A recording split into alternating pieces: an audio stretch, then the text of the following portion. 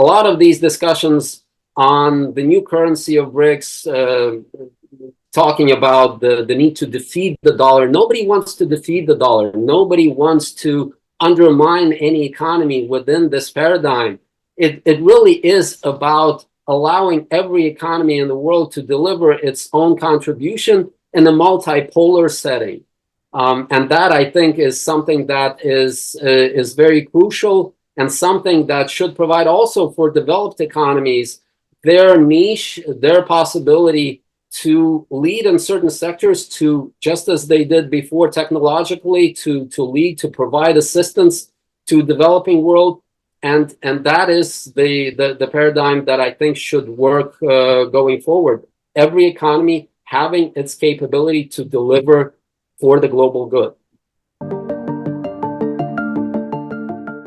The annual BRICS Plus Summit is approaching, and the entire world is impatiently waiting to hear what it has in store. The global majority is applauding the new movement, while several actors attempt to discredit it. The BRICS Plus is a new global actor that is asserting itself with an increasing power on the international stage as it seeks to promote peace, cross-border cooperation, and prosperity, something all of us can stand behind. The BRICS Summit will take place in October. Will the bloc announce an alternative financial payment platform? Will it admit new members, possibly extending an invitation to a NATO member, Turkey?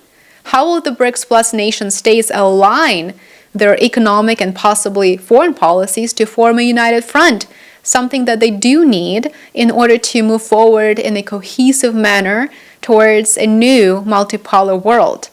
Today, I have the pleasure of discussing these and other very important questions with a very special guest. I'm joined by Dr. Yaroslav Lissovolik, the leading expert on the BRICS Plus Economic Alliance and the founder of BRICS Plus Analytics. Yaroslav's resume is likely the most impressive one you will ever see. Dr. Lissovolik holds a degree in economics from Harvard University and a master's from the London School of Economics. He received his PhD degree in economics from the prestigious Moscow State Institute for International Relations, MGIMO, and a doctorate in economics from the Diplomatic Academy. Yaroslav worked at the International Monetary Fund in Washington, D.C. Later, he joined Deutsche Bank as chief economist and subsequently became head of company research. Additionally, Dr. Lissovolik was chief economist and managing director of research and member of the management board at the Eurasian Development Bank. With that, let's dive into the conversation. Hello, everyone. Joining me now to discuss the latest macroeconomic developments is a renowned economist and the leading expert on the BRICS Plus bloc, Yaroslav Lissovolik. Yaroslav, welcome. I'm so excited to meet you. I have been a big fan of your work. It is truly valuable. Thank you so much for joining me today. Thank you so much for the invitation, Lena. It's a pleasure. The pleasure is mine. You have an absolutely unparalleled career path, starting with degrees from Harvard, London School of Economics, the highly regarded Moscow State Institute for International Relations, as well as careers at such key financial organizations as the IMF, Deutsche Bank, the Eurasian Development Bank. Recently, you founded BRICS Plus Analytics. What fascinates you the most about the new economic alliance BRICS, and what prompted you to direct your focus and so much of your time researching the developments?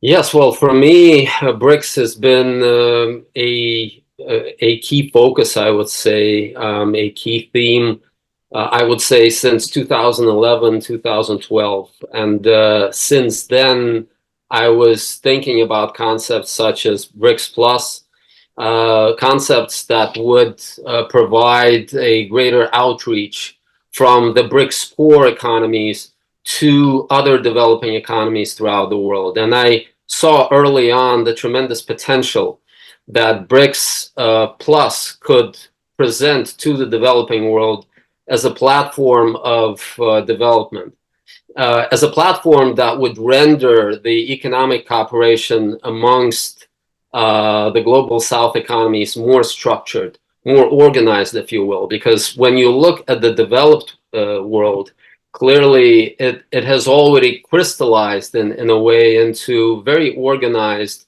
and very structured integration groupings, whether this is the EU or you look at other parts of the developed world, including in North America. You have free trade agreements, you have regional agreements, you have pretty much the whole array of economic instruments that allow the economies to realize their potential, to reach their potential. And this is not really the case with most of the economies of the global south. And in that regard, BRICS and BRICS Plus presents a unique opportunity for them to follow the path of greater economic cooperation, the possibilities there and the benefits, not just to the developing world, but to the whole world economy are tremendous, because trade liberalization amongst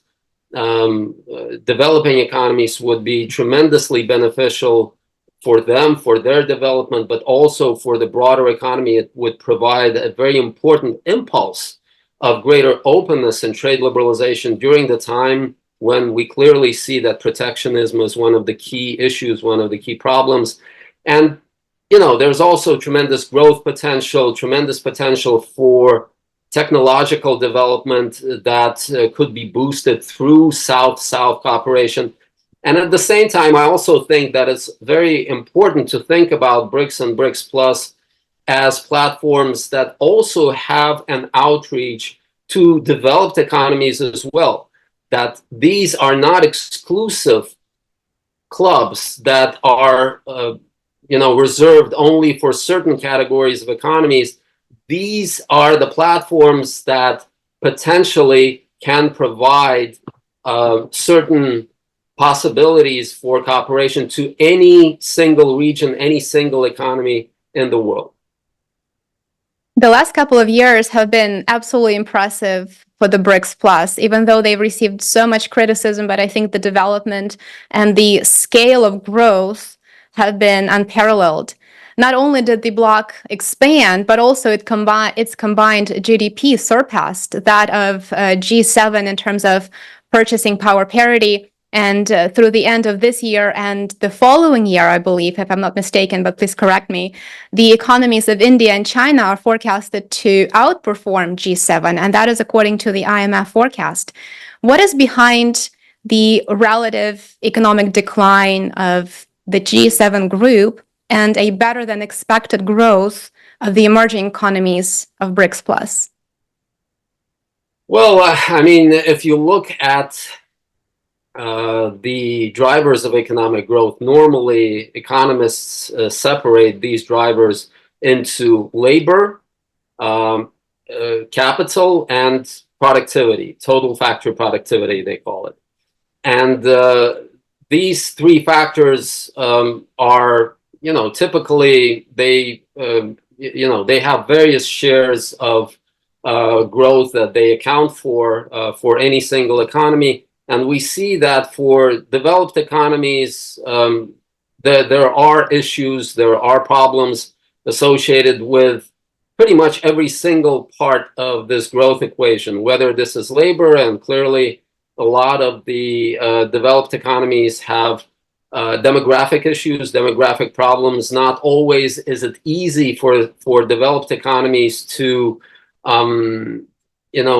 deal with these problems through migration, and migration in some parts of the developed world is either being restricted or looks like it's going to be more restrictive going forward. Then you look at investment, and in terms of investment, you need more of the input from partly the budget, partly the state, but also the private sector in terms of greater investment. And there we see that a lot of the budgets in the developed world, they have problems, whether it's the US or whether this is the European economies. And then productivity is also an issue, especially we see that increasingly in places like Europe, in Germany, clearly when previously this was an economy that was driven to a significant degree by productivity improvements. This is less the case more recently, and clearly the developed economies need more of a boost to productivity to stage higher growth rates. On the other hand, when we look at developing economies, the situation is somewhat more, I would say, diverse there in terms of labor supply. There are also, of course, demographic issues, but they're less pronounced in terms of investment. There are also issues across various parts of the global south, but again, we see that in a lot of the developing economies, what they do is they create sovereign wealth funds, and these are platforms that are starting to play a very important role in the global economy and financial markets. This is like a new potent force that is in the global economy that is to a significant degree driven by developing economies. Some of the largest, most of the largest sovereign wealth funds are from the developing world. And then, of course, in terms of productivity, we see that developing economies, including some of the largest economies, including China, are starting to play catch up, including in some of the high-tech sectors like the EV sector. China is starting to dominate. So the pattern is such that we are indeed seeing that in terms of the growth outlook for the next 5 years, as one of the recent articles in the Financial Times outlined, the growth prospects of emerging markets appear to be improving in terms of the growth outlook, and better, notably better than those of the prospects, the growth prospects of the developed economies. I was very surprised, just to add to what you just discussed, I was very surprised by a recent article. I believe it was either Wall Street Journal or Financial Times, and it discussed how the exports of Chinese EVs to Europe actually outpaced the purchases of, for example, EVs made by Volkswagen or other European brands. So it seems that the cost aspect is a very important one for European consumers now because of the decline in economic decline in general. And so to me, it seems that that's probably one of the main drivers. But what are your thoughts on that, and how, even though Europe has tried to decouple and to decrease the influence of China, for example, its main trading partner, it hasn't really been able to do that. And it seems that consumers are not willing to decouple. Well, I mean, you clearly see that it's probably not just the cost; it's also the quality of China's EVs that make them so attractive. And we see from the scale of protectionism that is coming from the Western economies that this is a very competitive force coming from China in the EV sector. And the intensity of protectionism coming from the West, I think, in that regard, is quite telling. But I think, in general, the technological race to a significant degree will be shaped by longer-term issues, by issues such as the competition for talent. And this is something that China still needs to do a lot of work on in terms of competition globally for talent. And of course, the AI race is going to be a very important factor deciding the outcome of this competition between China and the Western economies. But generally, I think that the scale of protectionism is quite telling, and there is still a lot that I think not just China, but other parts of the global South can do to try to significantly advance in the high-tech sectors of the world economy. One of the key areas that will ensure the success of the BRICS bloc is alignment, right? Alignment of its members. What role does alignment on foreign policy outside of the economic policy, what role does that have on shaping the BRICS bloc? It is a purely economic bloc, of course, but it does seem that there is much more to it that brings otherwise very different countries together. Well, I think it's a very interesting question, whether this is more of an economic bloc or whether this is something that is seen by some as more of a geopolitical construct. And my hope is that there is greater alignment, and especially in areas such as trade liberalization, that there's an actual roadmap of trade liberalization. And this is, you could say this is an important part of foreign policy, if you will, but on the economic side of things. Of course, I think inevitably you will see that as this platform progresses, becomes broader, it will have a greater sway on the international arena, and you will see greater efforts on the part of the BRICS members to align their foreign policy. But I think it's during the first stages of the development of this platform, it's very important to prioritize the economic side of things and to make sure that there is a steady progression towards some of the key themes, some of the key issues for the global South development, such as trade liberalization, mutual investment, mutual support in terms of technological development, supply chains, etc. There's the scope of economic policy issues is tremendous, and unfortunately, so far, I wouldn't say that the progress there, especially on the trade side, has been all that substantial. I think there is a priority there that needs to be addressed, and this is a roadmap of trade liberalization for BRICS economies, something that would, I think, significantly further increase the interest from global South economies in this platform. We see that countries such as Malaysia are expressing interest in the BRICS Plus platform, first and foremost because of the trade potential that they see in this grouping.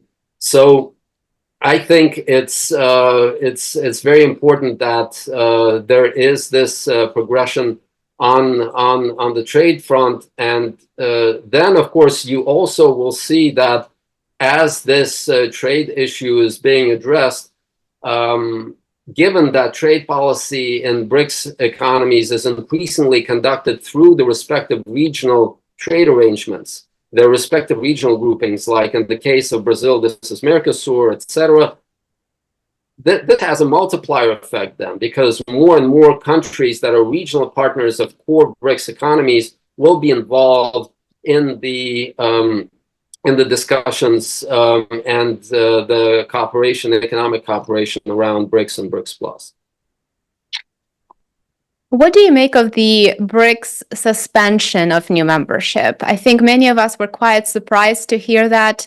To me personally, when I learned about that, it seems to be a positive step, even though likely it is an unpopular one. But given what happened with Argentina when President Milei was elected president and he canceled Argentina's membership in the bloc, then Saudi Arabia seems to be still quite a bit on the fence. So there's definitely a clear need to devise a better member model to make sure that the invitations are extended to those countries who are truly on the same page and want to be part of the economic alliance. Absolutely agree with you, Lena. I think it is totally understandable that further expansion in the core is on pause, and there needs to be a more in-depth discussion within the BRICS about the modalities of the BRICS Plus format, because even though the BRICS Plus format has been in existence as a concept for more than 7 years now, it really has not been formulated in unison by all of the BRICS economies, that they share a certain vision of what BRICS Plus is.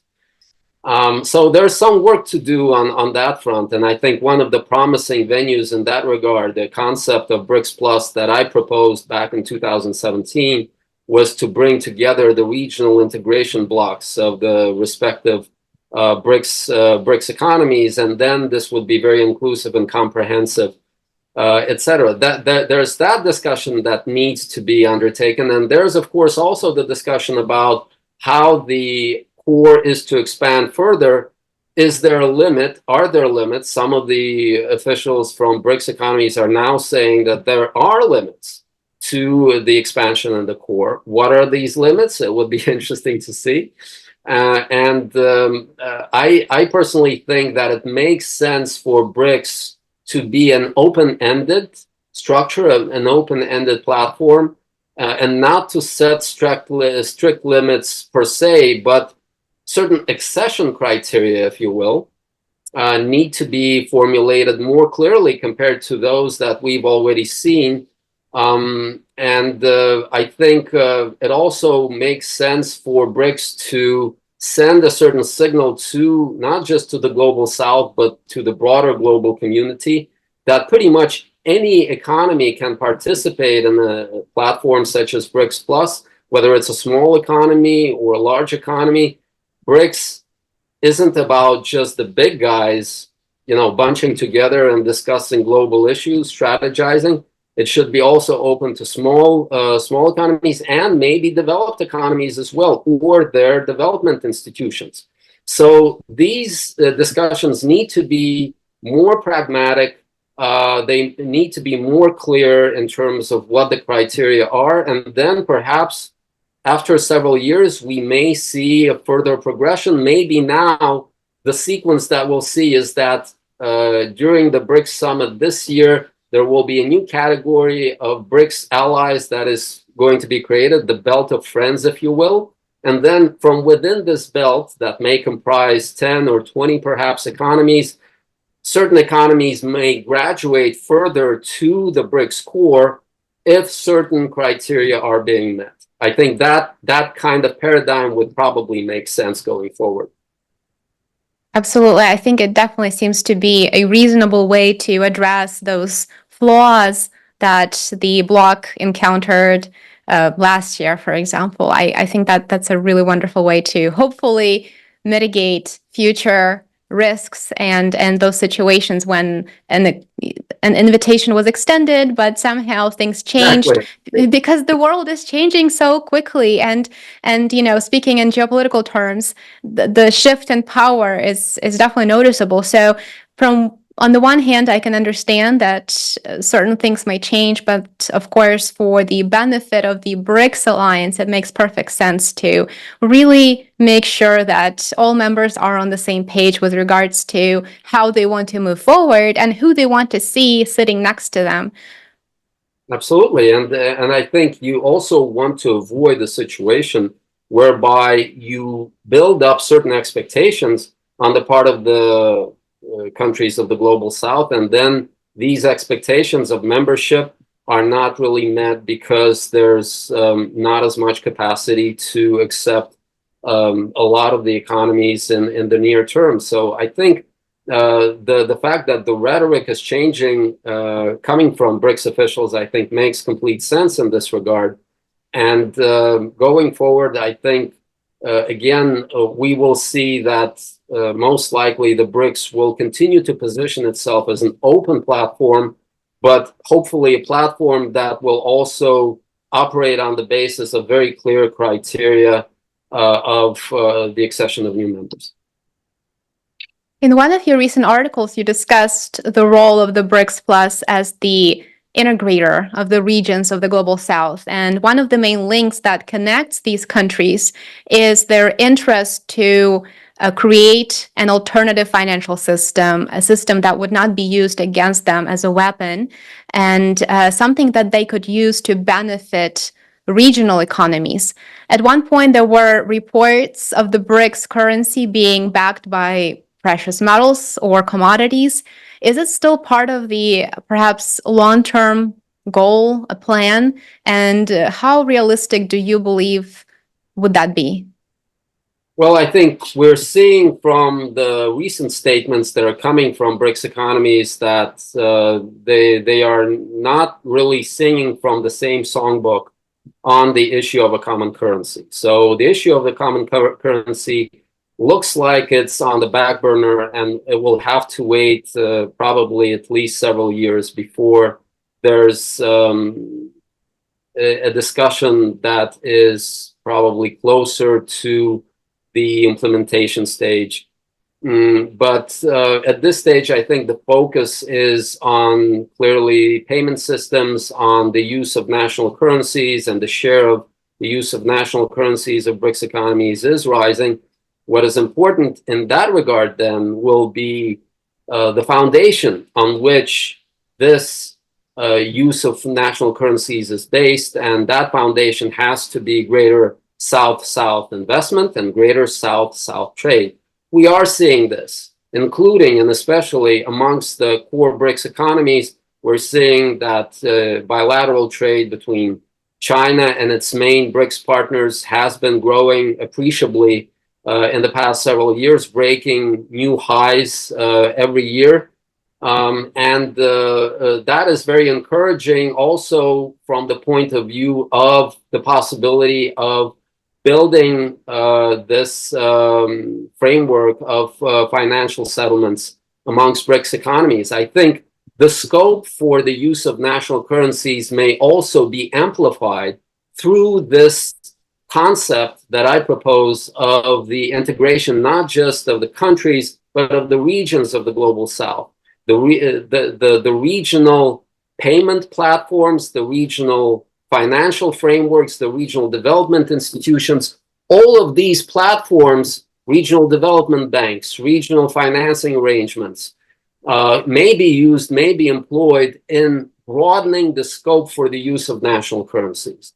And we're really only at the start of this process. So I'm absolutely sure that from these very high levels of extreme dollarization that we've seen in the world economy throughout the past decades, there is tremendous scope for greater use of national currencies, including through using these regional development institutions in which BRICS plus countries are members, but also through, very importantly, through this fundamental progression towards greater mutual South-South trade and investment.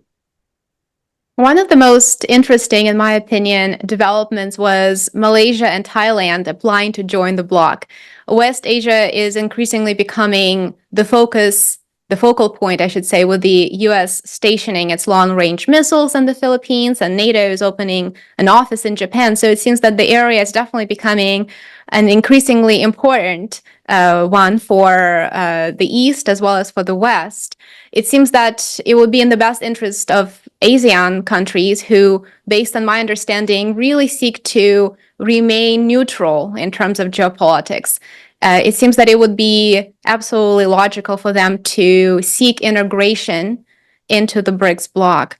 How likely are we to see an expansion of ties, perhaps through regional development banks? I know you discussed that in one of your articles on your website. How likely are we to see that between BRICS and ASEAN countries?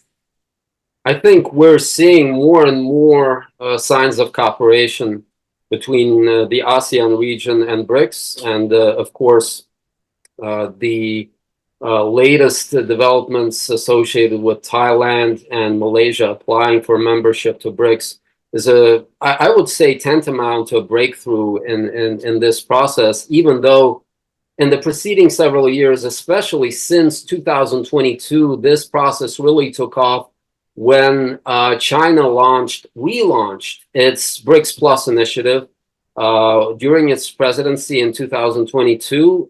Initially, the BRICS Plus initiative was launched in 2017, and then 5 years later, when China again became the chair in BRICS, they relaunched in style, in force, if you will, with more countries invited to the BRICS Plus platform.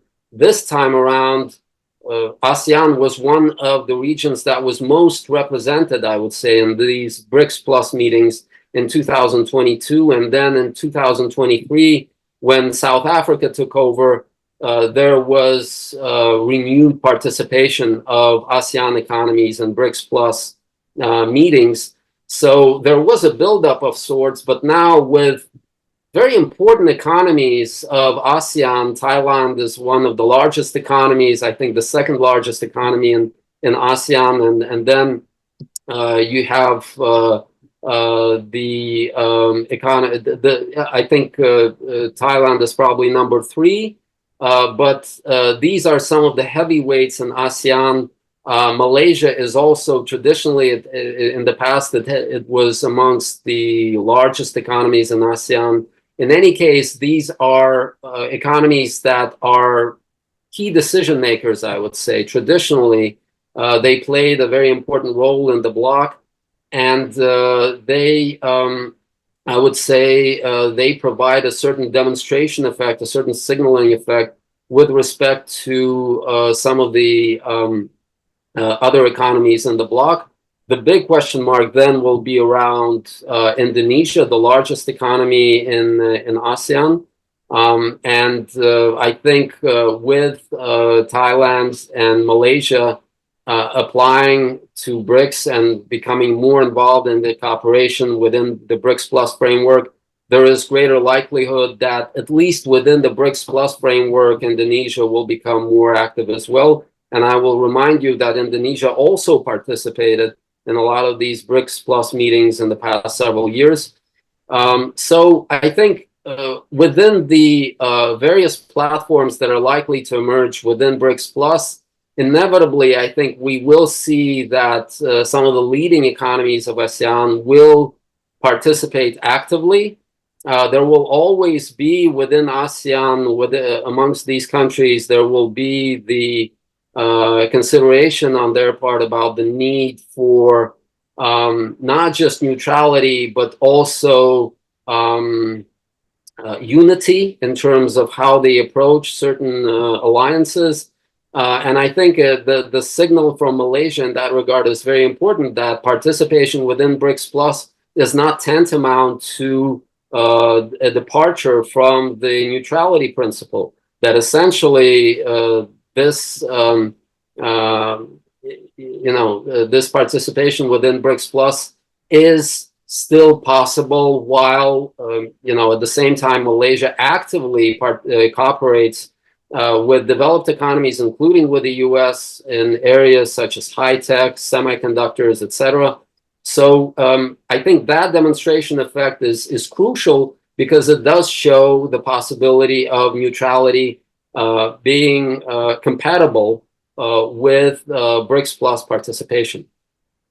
And of course, we just saw Malaysian Prime Minister Anwar Ibrahim meet President Putin in Vladivostok during the Economic Forum. So it seems that there's definitely that development where countries are increasingly understanding that they can do both. They can trade with the East, and they can maintain or balance their ties with their Western partners, but do so in the scope of their own benefit, rather than become, or remain, I should say, not become, but remain an extension of someone else's foreign policy or economic policy.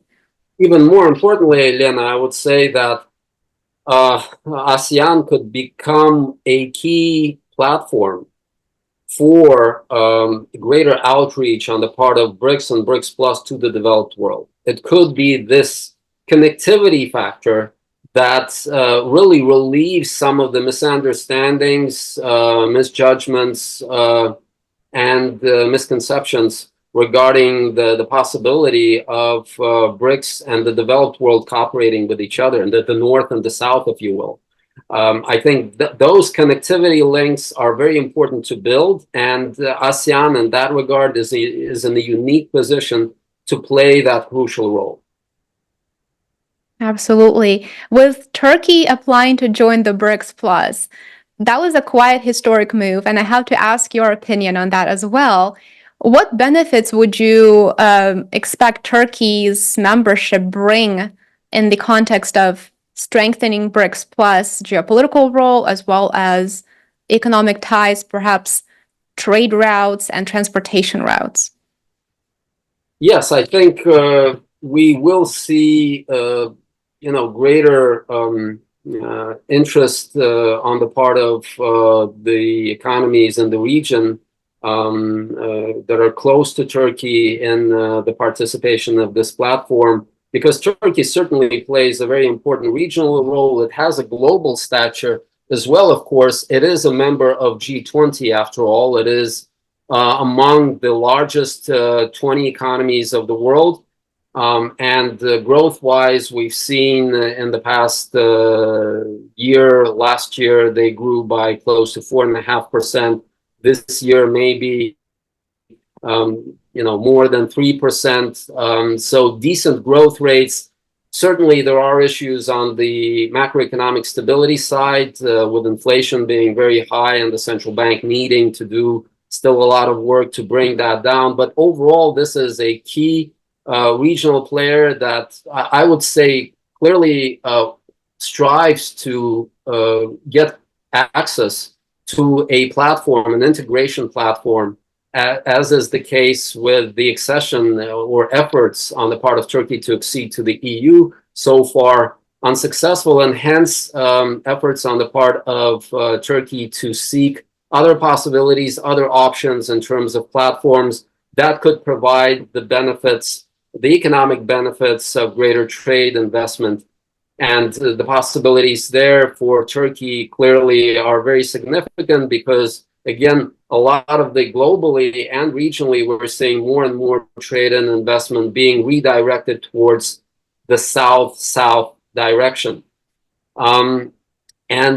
So I think for BRICS, Turkey would be economically, clearly a heavyweight that is a member of the G20, and in that case, the majority essentially of developing economies that are within the G20 would then be under the umbrella of BRICS or BRICS plus, and then you have a greater possibility to advance the cause of the priorities of the global South within this global platform of the G20. And then I think Turkey could play, just as you pointed out, a very important connectivity role because, it does play a very important role in terms of global connectivity.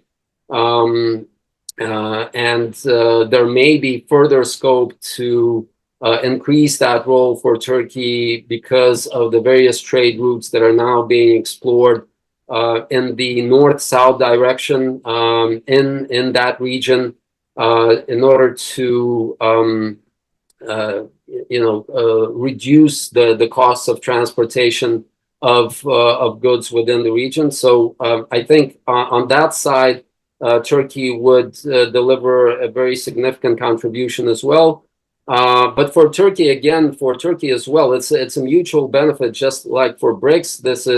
This is an important addition that pretty much brings not just within the G20, but also in the Middle Eastern region, you have then most of the large economies of the developing world participating in the BRICS or BRICS Plus platform.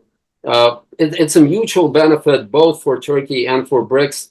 So I think we will see gradual progression on both sides towards exploring greater possibilities for cooperation. I would also remind you that Turkey, I think, first participated in BRICS Plus meetings back in 2018 in South Africa, and it was then that initially Turkey, it was actually one of the first within that BRICS Plus forum to voice the possibility of joining the BRICS core.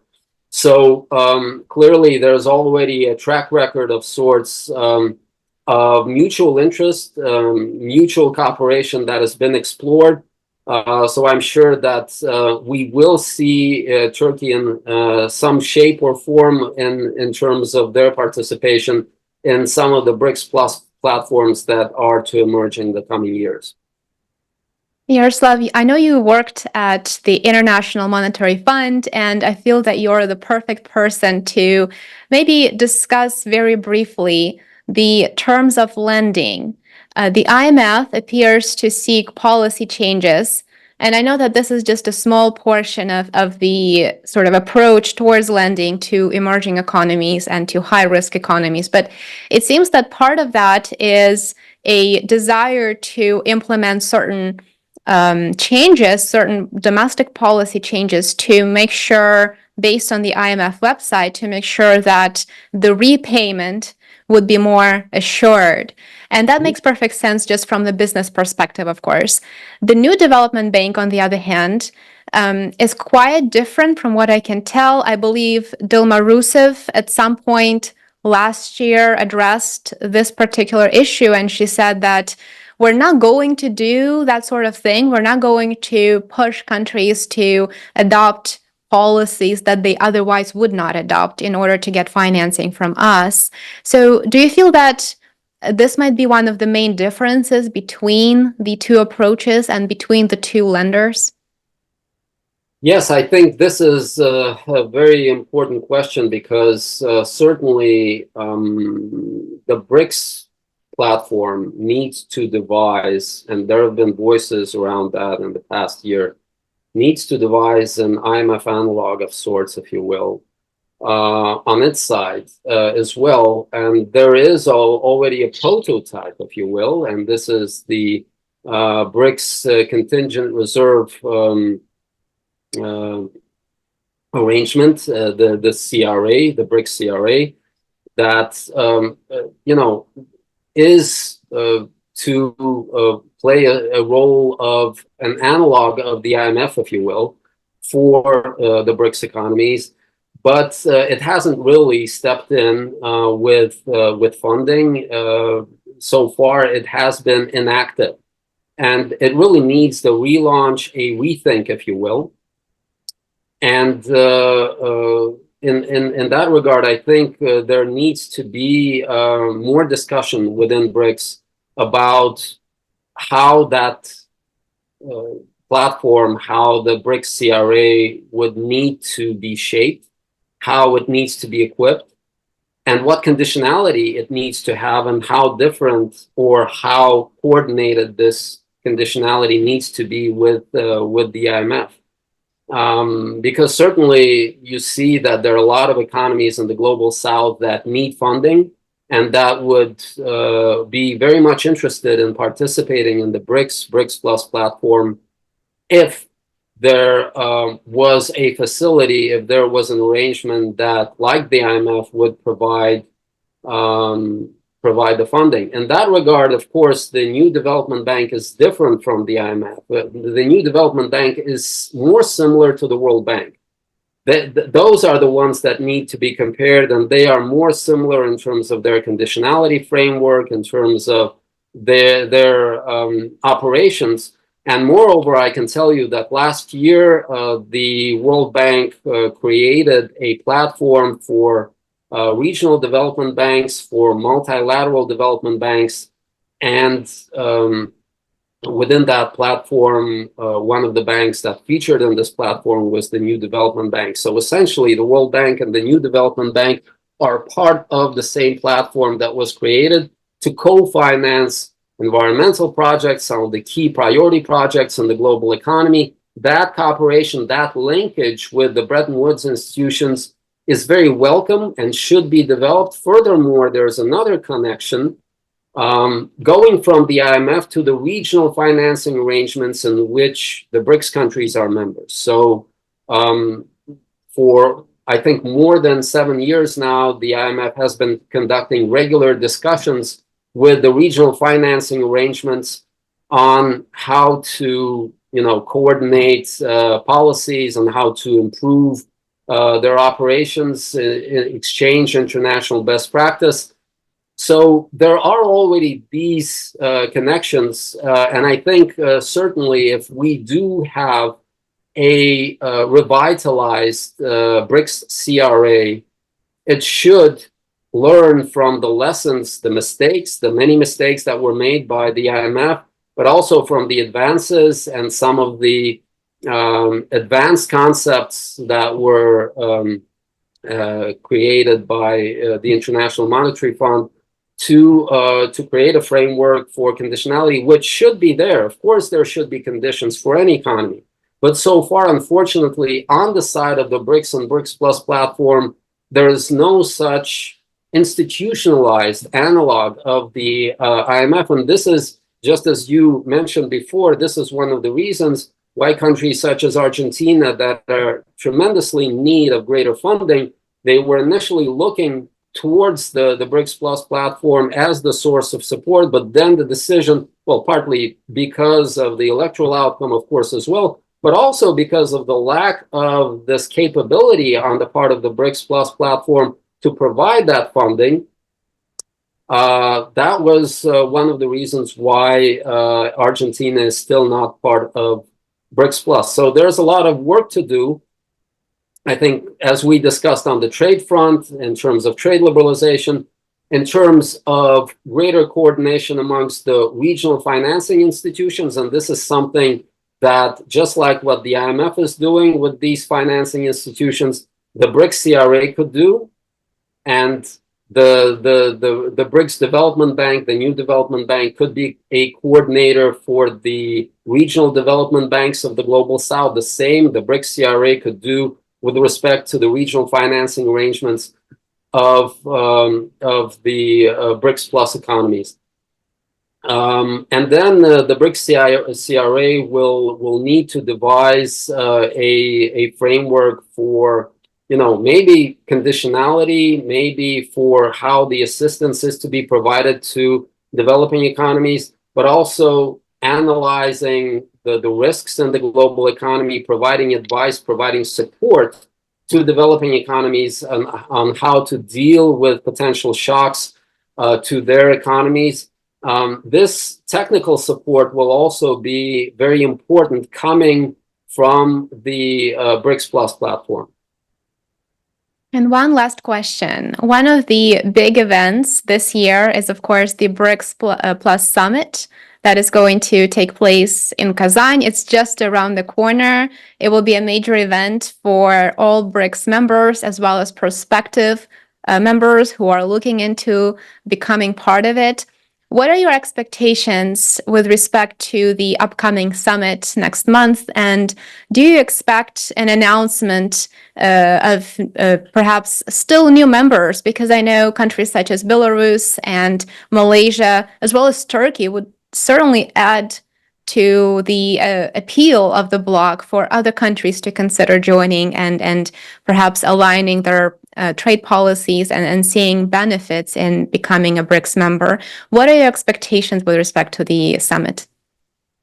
Well, my hopes and expectations, as I said before, are really focused on a more pragmatic economic agenda that provides a framework for trade liberalization, economic cooperation, hopefully more discussion around the BRICS CRA, the new development bank, how the new development bank is to be more integrated into global decision-making in the world economy and in the co-financing of projects throughout the BRICS Plus space. Hopefully we'll hear about new members, if not of the BRICS core, then at least of the new development bank. Maybe there will be more revelations regarding the possibility of a wider array of countries that are becoming members of the bank and hence getting support, financial support from this financial institution of the BRICS countries. We will definitely, I think, judging from the statements, we'll see the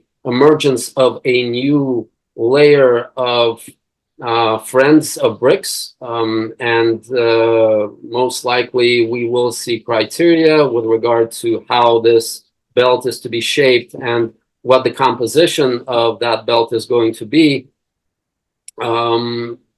I really doubt that we'll see an expansion in the core, and cautionary statements from BRICS officials have already been out there. So I think on that side we'll have to wait for probably several years. There's far more to BRICS than just the expansion in the core. I would say it's even to some degree unfortunate that there has been such an excessive focus on the expansion in the BRICS core rather than on the actual key pragmatic issues of economic cooperation that really need to be advanced, because we see that just as the growth prospects, yes, they're quite good growth prospects for developing economies, but at the same time, a lot of the developing economies are experiencing debt issues, debt problems, and this is something that needs to be urgently addressed also by BRICS. That's something that needs discussion. Also, I'm hoping that we'll see more signals going forward on how further outreach of BRICS globally, not just to the developing economies, but also developed economies and their developing institutions progresses.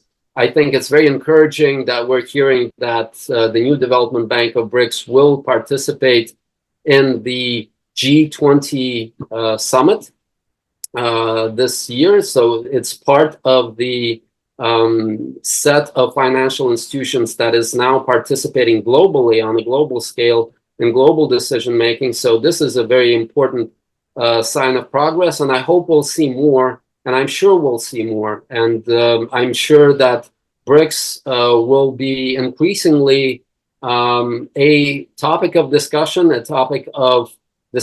of new success stories of the developing world, and hopefully an engine of economic growth that really overcomes a lot of the difficulties that the world economy is dealing with today.